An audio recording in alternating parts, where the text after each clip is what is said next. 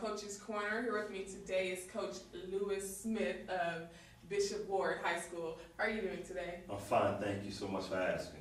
Okay. Tell us a little bit about your personal coaching career and what led you to Bishop Ward. Okay. I started off playing basketball at Central High School. After playing basketball at Central High School, went on to play at community college at Fort Scott Community College, and then went on to play at Ottawa University. And then from there, left Ottawa University and came back to Kansas City and had an opportunity to coach at Bishop O'Hara High School. And I started there in 1992, and then went from 1992 to 1998, and then went on to coach at O'Hara High School in 2000, from 2000 to 2009. And now I'm at Bishop Ward High School. So I've been at Bishop Ward. This is my second year at Bishop Ward High School. Okay, so what led you to Bishop Ward? Leaving O'Hara High School, and so it was time for us to move on. The head coach and myself and another assistant, and so we moved on to Bishop Ward High School, where we hope that there's promising opportunities there. All right, tell us a little bit about the difference between Bishop Ward and O'Hara, where you coached last. Is there a difference? Do you feel more at home at Bishop Ward? Well, I would say I feel more at home with coaching on the Missouri side instead of the Kansas side, to be honest with you. I think it's just a total difference of Kansas basketball and Missouri basketball. And so, when you say difference, what's the difference? I think for me, it's just the atmosphere of the way that, I know people say basketball is basketball, but when you look at different teams, when you look at different coaching styles, when you look at the atmosphere, then, you're looking at a total difference between Missouri and Kansas basketball. In Missouri, you play a lot of showcase games in Missouri, such as, the Hy-Vee Shootout or the William Jewell Tournament or the Lee Summit tournaments. You don't have those particular high-profile tournaments or showcase games over in Kansas. Okay. Kansas starts a little bit later than Missouri basketball. Kansas, they have a dead period where you can't you can't practice or play games over in Kansas, where it's different over in Missouri. Okay. So for me, it's a total difference. Not saying that I don't like Kansas basketball, but Kansas is totally different than Missouri. Okay, now a lot of people would say, like the community support over in Kansas, you get like more people to the games versus Missouri. Do you think that that's true? Well, I think if you look at basketball period in Kansas and Missouri, you don't get the total support that you should get. That's my perspective. I believe that that Missouri basketball and Kansas basketball should have a lot more people coming out to basketball games. Now, you may say that a lot more people go to Kansas basketball because you're talking about your Blue Valley schools, you're talking about your Shawnee Mission schools, you're talking about schools of that sort, where people go to those particular type of games. No different than over in Missouri, where you got a lot of people going to your suburban games, your Lee Summit games, your Park Hills Park Hill games and different games over in the suburbs. A lot of more people go to your suburban games more or less than your games in the inner city. Now, I've played in the field house before, so I know how packed the field house can get. Okay. But when you have 3 and 4 teams playing on a night at the field house, you don't have that support that you used to have back in the 70s and the 80s and the early part of the 90s that the field house had back in the days. And I can go on and speak about that because when you go into the field house, you can tell that the field house has lost its essence of being what is called the field house. And why do you think that is? A lot of the coaches former coaches we interview that are in the Hall of Fame and things like that, they say the same thing that you say, that it used to be packed and things like that. Why do you think it's not at that level anymore? I think you just have a different group of ball players now that's playing. You don't have the, you know, the star players at each schools like you had. You have schools now that are shut down now, that where, you know, you had those particular guys coming from those schools. When you're talking about the field house, when you're talking about basketball back in the early 80s, I can only speak when I was going to school, which I graduated from Central in 1986. But every school had a major player, either one or two players. And we're talking about everybody from Van Horn, where everybody used to think that Van Horn was a school was on the demise, and everybody was beating that school by 50 and 60 points. Where when I was going to school there, you had 3 or 4 ball players that were very good ball players, but not just on that, but you're talking about, you know, Central High School, Southeast, Southwest, you know, Lincoln, South, you know, Westport. These are schools, Paseo. These are schools that you had just great players, and you had really good competition. Now it's hard pressed to find one player that is a go-to player or is a marquee player for that particular school. And nowadays that, you know, it's sad to say, but I remember at the, you know, back in the day when the field house was really rocking, you had 2 schools that would play. And when they played, you're talking about a battle.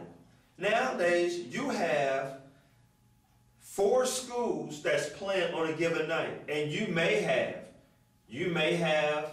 200, you may have 200 people in the stands.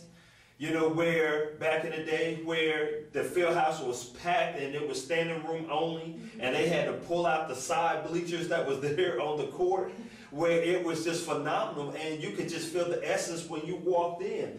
You know, those schools had an aura about themselves when they walked into, those kids, those players such as myself, we had an aura when we walked into those, when we walked into the field house, when we was playing for the Jack Bushes and the Madisons, and for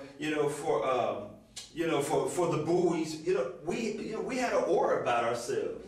And nowadays I don't see that aura with those particular kids nowadays. And we can talk about back in the days, but it really takes a community really to build the cohesiveness to getting the field house back to the prominence where it used to be at.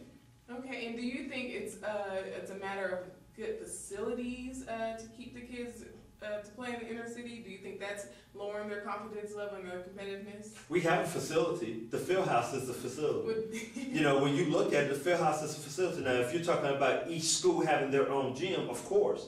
You know, each gym in the inner city, it's sad to say, don't have their own gym that they can play at. You know, I mean, Southwest, they have a gym, but you would be caught dead on that basketball court. You know, and I mean, and it's sad to say, and again, me being a product of the Kansas City, Missouri School District, it is sad that these schools that our kids, and I say our kids because it is our kids because we are a community.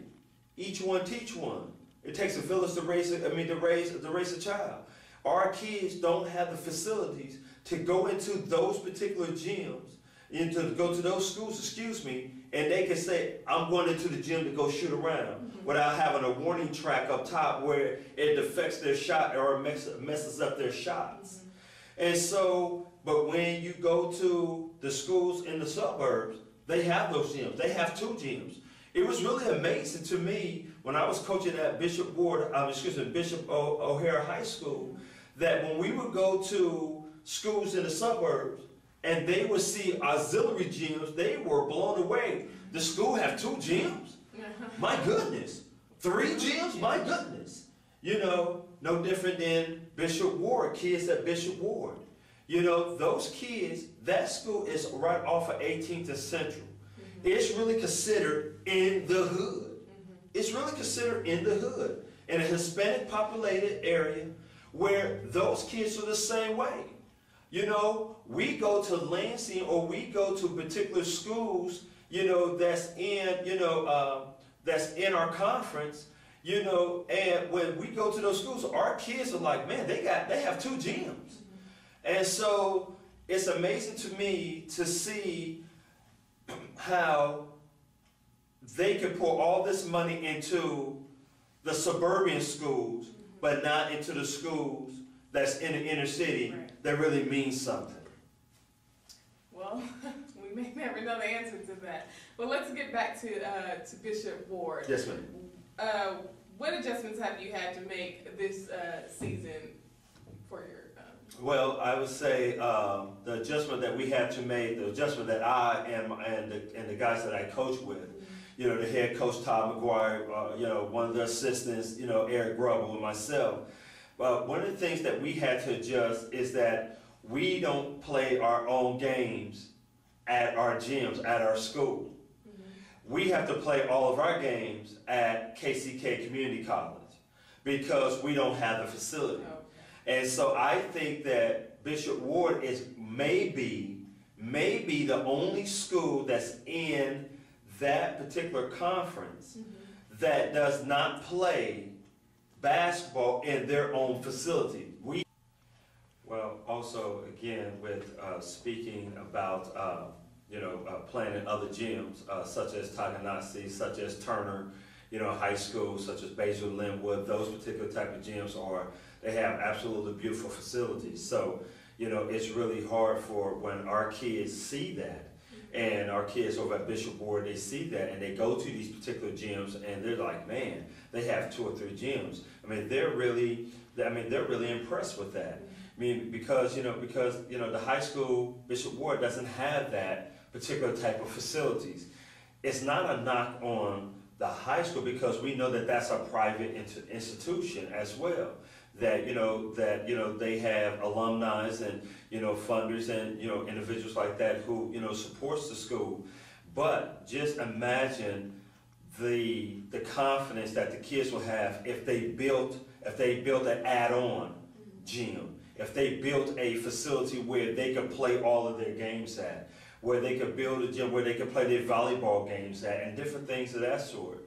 So when you look at that, it is a major difference from when you look at the inner city of Kansas City or the inner city of Kansas City, Kansas, compared to the suburban area. So those are some of the things that I've had to adjust to. Also, the style of play that I've had to adjust to as well. The style of play is pretty different. And in Missouri, I think the style of play is more up and down the court. I think their style is more, let's go up and down the court, let's, go from baseline to baseline, where you have some teams over in Kansas that's like that. Not a whole lot of teams are like that. Certain teams you may have like that may be your Washingtons, your Slagos, your Sumners, those particular type of teams because they have more quicker, players. But when you're talking about the players that's in the league or in the conference that I play in, it's not like that at all. Okay. It is definitely a kind of slow down type of pace of basketball. Okay. So that is a difference that we've had to kind of get used to, as well. All right. Well, tell us a little bit about your conference. How tough is it, and how are you looking to come out of that? Last year we were 6-15 last year. We didn't do very well, but we won 3 games more than what they won the year previously. So that was a confidence booster to the kids, to the parents, to the administration, to the alumni. And one thing I really could say is that we had really good a really good fan base and support from parents and from alumni because they seen the positive things that we were doing. And so from there, we're looking hopefully to increase more than 6 wins that we did last year. Yeah. Hopefully, we'll do that. So it's going to take a whole lot of work on the coaches. From the coaches standpoint, from the players. for us to get to a little bit better record than what we did. And the thing is that, you know, we try to take things step by step. So if we get 3 more wins than what we did last year, it's a plus for us. Right. Now, you know, they increased to, you know, to 9 wins, you know, to 6 more wins than previously what they had, you know, a year before. I mean, a couple years before that. So, you know, the team to beat in that conference will be Basil Linwood. They have 2 twins. You know, they're about 6'8", 6'9". I believe they're the Murphy twins. Very, very good, very skilled, very polished. You know, twin brothers. They played football. One was a receiver, one was a quarterback. So they're very athletic. Right. So they will probably be the team to beat in our conference this year. All right. Oh, well, in your 19 years of coaching, I'm sure you've developed a philosophy or method of coaching. What would you say that is? I believe the method that I have, or the philosophy that I have, is play tenacious, okay, be unselfish, and have fun. I like to use the phrase as TUF. Okay. Tenacious, unselfish, and have fun. Because we want the way that I feel, I want any players that play for me or that play underneath me, they have a tenacious type of attitude. They have a go-get-it type of attitude. They have an attitude where, you know, hey, it's me against everybody else, and they're going to go out there and they're going to play very hard. I want them to have an unselfish attitude where they're sharing the basketball. They think team first. They think, you know, not about themselves. They look at, you know, it's not I before team. And I want them to have fun. Right. I want them to go out and have a great time. But most of all, I want them, you know, they can have all these type of attributes. And I want them to look at, family first. I want them to look at basketball being third, I want them to look at God being first, family being second, academics being third, and basketball being last. Okay. Because basketball will probably help them prepare to get them to the next level, but without God, without your family, without academics, you can't go anywhere.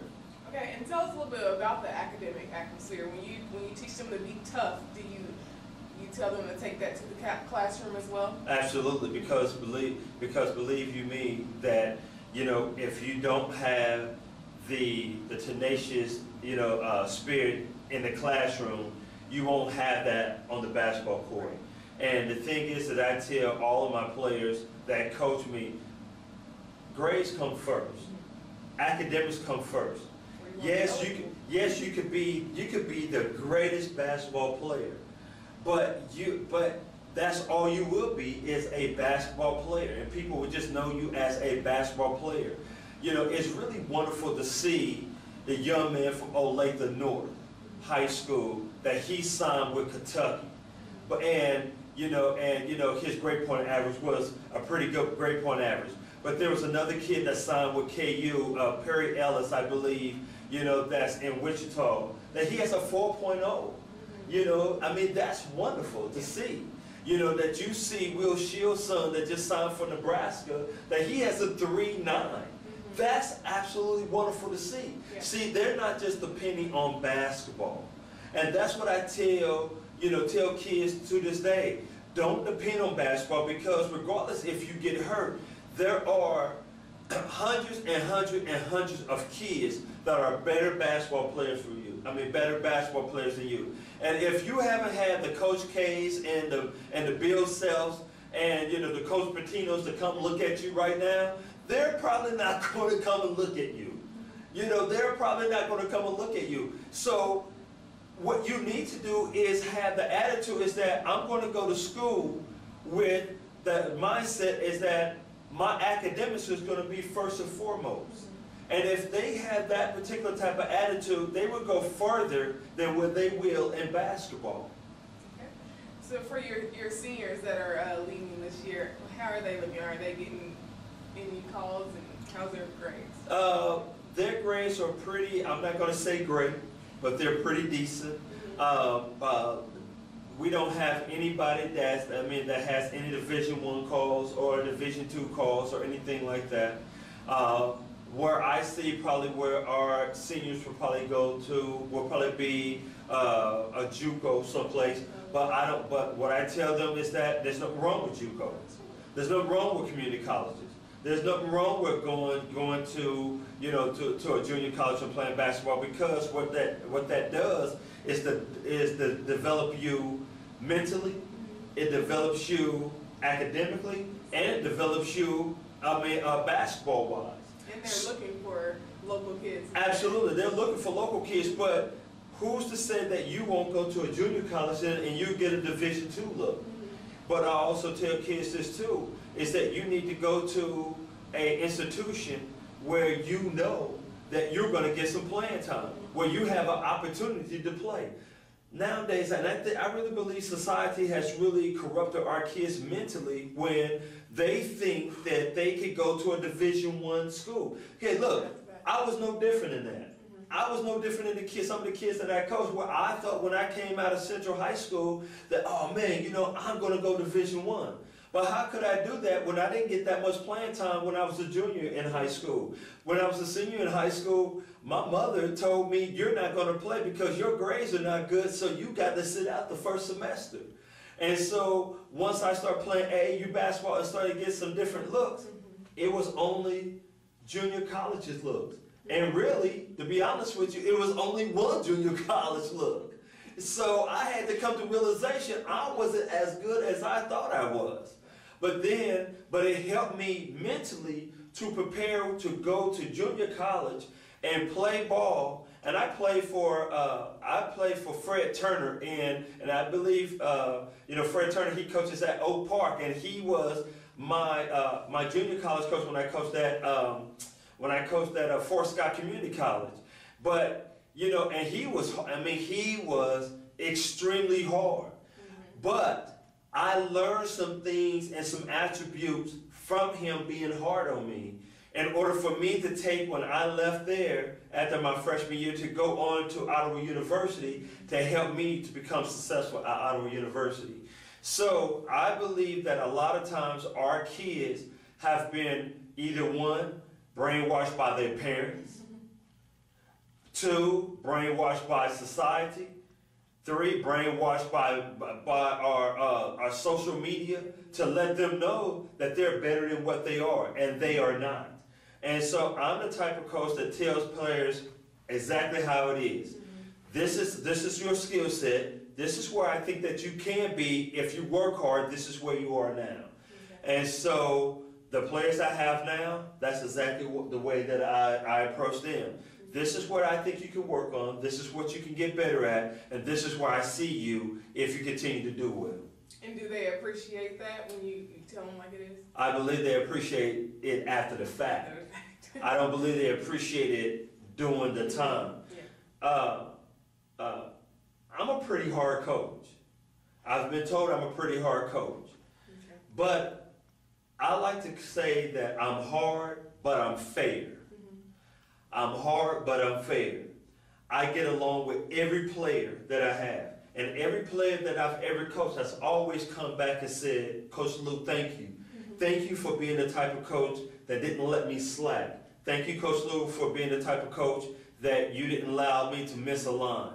Thank you, Coach Lou, for allowing me not to, to make me work hard and not to make me just to be a bum on the court. Yeah, because I've had kids who've gone on to be very successful in the business arena. I've had kids that go on to be successful coaches. And I've had kids to go on to be, to be really good with their family, to be really good husbands and really good fathers to their kids. Because those, for me, is what coaching is all about for me. Okay. I love coaching. I'm in my 19th season. But the thing I love about coaching is about kids. I love kids, and I love to see, and I love young men. I love to see young men grow up to be men. And I think now sometimes that our society has kind of baby our young men in order for them, once they're out of high school, they don't know how to go on to college and get themselves up and go to class. You know, and that hurts them. And so I don't baby any of my players, but I have players right now that are successful in their business, successful as husbands and fathers, like I said before. And that to me is more important than them bouncing a basketball. Because if I can see them becoming productive, adequate, and successful individuals in their community, hey, I did my job. Because as a coach, I'm not just only a coach. I'm a father figure. I'm a mentor. I'm a brother to them. You know, hey, I'm a confidant to them. You know, and that's the way that coaches, I think you have to be. You have to wear many hats. I've gone and picked up many of kids and taken them to basketball practice and taken them home. I've helped kids, with eating, because they need food and different things of that sort. I'm not saying that I'm a saint by any means, but the thing is that any kid that comes back can always say, hey, look, Coach Lou, he was hard, but he was fair. You got the job done. Absolutely. Okay, would you consider yourself a student of the game? Absolutely. Absolutely. When you look at basketball, I kind of pride myself on being a student of the game, understanding, when you look at not basketball nowadays, no offense against NBA basketball, but NBA basketball is not equivalent to what basketball used to be back when, when your Bill Russells and when your, Nate Archibalds and when those particular type, and I know I'm kind of showing my age there. We're kind of going way back. But that was a time when NBA basketball was really wonderful. You had, and even though that, NBA basketball wasn't hugely successful in Kansas City, it was great to go see the Kansas City Kings. It was wonderful to go see those guys. It was wonderful to go see the Josie Merriweathers play basketball for the Kansas City Kings. So I found myself being a student of the game because when I watch basketball, I don't watch a bunch of pro basketball. I watch college basketball. I tell my players to watch college basketball because what I do, I dissect basketball games, college basketball games, because I want to see what type of defense they're running. I want to see what type of offense they're running. I want to see the patterns that they have. I want to see the logic and the concepts of different coaches and how they coach. I read, a lot of Coach K's books. I read a lot of, Dean Smith's books, Mike Jarvis that used to coach at George Washington, that used to coach at St. John's. A lot of people don't know who he is, but he's a wonderful African-American coach. Those particular type of coaches that, that I love to kind of, to kind of pattern my skill set or my kind of philosophy after. And so with that being said, I find myself being a student of the game because I love watching to see what other colleges or what colleges do and how they play and what type of patterns and what type of skill sets that they have. Okay. Do you get together with other coaches in the area at all and talk about the game and things like that at all? Yeah, I do. There's different coaches that I get, that I come across, that I speak to. Ben Suber from Central High School, who's coaching at Central right now. Benny, I can't recall his last name, but he's the coach at Center High School. I get with him every once in a while. And I get with those guys and I talk about basketball. Ron Robinson, that coaches at Lincoln right now, talk to him about basketball. But the thing is that there's different college coaches that I see, high school coaches that I see that's in the grid, that's part of the Greater Kansas City Basketball Association. You go to those particular type of, clinics and those particular type of, different things that they do that, that I go and speak with those coaches. But really, Chris, what I really would love to see is our urban coaches Right. getting together and forming a coaching association, association, excuse me.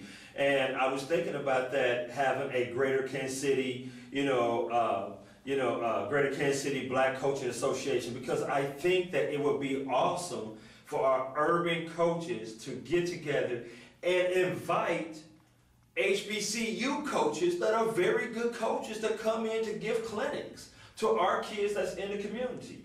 It's nothing wrong with those coaches that has the Greater Kansas City, Basketball Association. All right, Coach, speaking of coaches associations, Cascade Sports is working to try to get the City of Fountains Coaches Association established, and we've had interviews with Coach Bowie, Madison, and Jack Bush, and they are willing to get that started, and we're just, trying to get that off the ground. Why do you think we haven't had much success on that? I think because of, one, because there's already a coaching association that's already developed. Mm-hmm. But I think two is because it's the lack of knowledge of our urban core coaches that, putting their best foot forward and saying, hey, look, let's go ahead, let's make that happen. Let's, make some things, let's not talk about it, but let's be about it. Mm-hmm. And I think that's, that has kind of hindered, the progress of that. I've spoken to several coaches, about that, about the coaching association, from what you just mentioned, but I haven't got the feedback, like I like. As I like. But all that being said, I really would like to, to be engaged in that particular aspect with working with, Coach Madison, which I know well, Coach Bowie, which I know well, and Coach Jack Bush, who was my former high school coach, right, that I know well, in order to help make that happen. Right.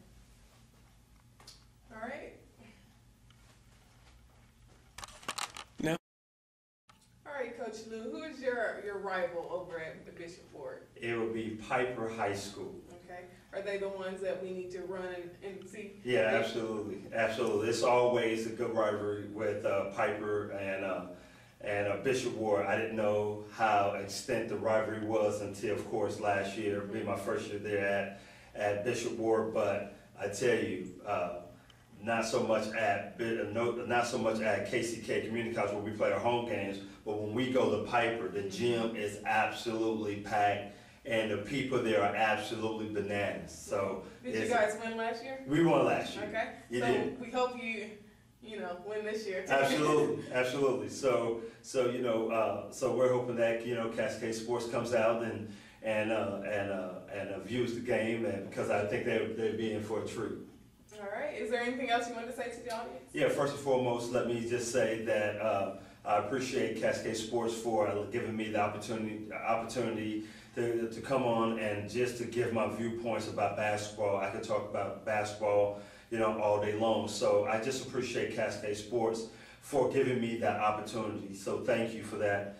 Second of all, I would like to just give a shout out to all of the coaching legends that, or some of the coaching legends that, that I've had the opportunity to play with or play against. Such as Jack Bush, such as Coach Madison, such as Coach Bowie, such as Coach Thompson.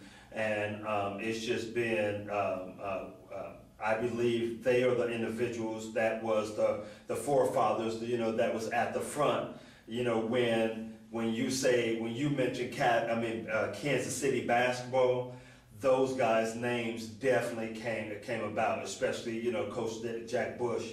That was one of my, mentors, when it came to basketball. So, with that being said, so, definitely shout out to those coaching legends, and and also to the guys that I coach with, Coach Todd McGuire, who I've been coaching with out of his 20 years, 19 years, of coaching with him. People was like, man, for that long? Yes, that long. And then also with Coach Eric Grubble, who I've had the opportunity and the honor to coach with him for 9 years. So he's been with the coaching staff for 9 years. So shout outs to those guys. All right, well, this concludes this segment of Coach's Corner. Please remember, the victory we call success goes to the best prepared.